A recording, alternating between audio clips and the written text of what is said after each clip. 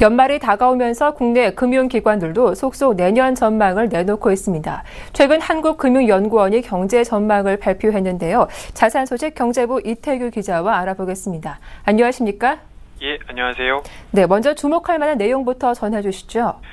네, 일단 금융연구원은 한국은행에게 기준금리를 더 이상 내리지 말라는 메시지를 보낸 점이 눈길을 끕니다.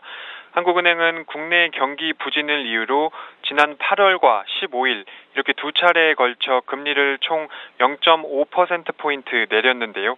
내년부터 미국의 금리 인상이 시작될 것이고 유럽도 경기 부진이 장기화하고 있는데 이런 악재들이 국내 경제에 타격을 줄 수 있으므로 금리 인하 카드를 아껴뒀다가 나중에 상황이 안 좋아지면 그때 가서 쓰라는 조언을 내놨습니다.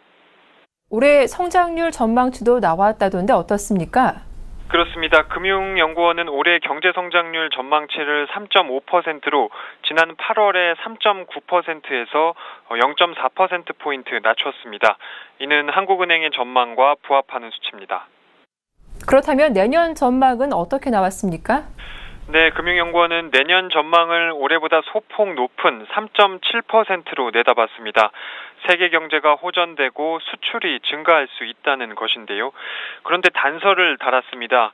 내년 국제 금융시장 변동성이 확대될 경우 자금 유출이 일어나며 성장세가 전망에 못 미칠 수 있다는 것인데요. 오늘도 미국이 양적 완화 종료를 선언하면서 국내 금융시장이 출렁였습니다. 내년에도 같은 상황이 연출될 수 있다는 것으로 유의 깊게 봐야 한다는 뜻입니다. 주식시장은 최경환 경제부총리 취임 이후 반짝 상승했다가 최근 들어 급격히 하락하고 있습니다. 이에 대해서는 어떻게 전망했나요?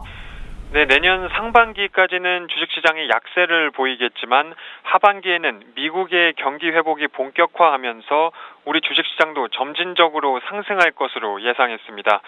현재 기준금리 인하로 우리 시중금리가 많이 낮은 상황인데요.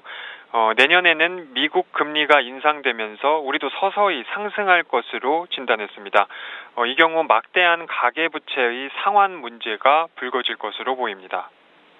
마지막으로 정부 정책에 대해서는 어떤 평가가 내려졌습니까? 네, 금융위원은 최근 성장세가 정부 그리고 한국은행의 확장적 재정 통화 정책에 의한 것이므로 이를 민간 주도 성장으로 바꾸는 노력이 필요하다고 지적했습니다. 지금처럼 정부 주도 성장이 고착화된다면 재정 적자가 불어나고 공공부문의 비효율성도 높아질 수 있을 것이란 지적입니다. 결국 민간이 깨어나야 하는데 그러기 위해서는 구조개혁, 경제혁신 3개년 계획의 차질 없는 진행 등이 이뤄져야 한다는 지적입니다. 네, 오늘 말씀 잘 들었습니다. 지금까지 경제부 이태규 기자와 함께했습니다. 고맙습니다. 예, 고맙습니다.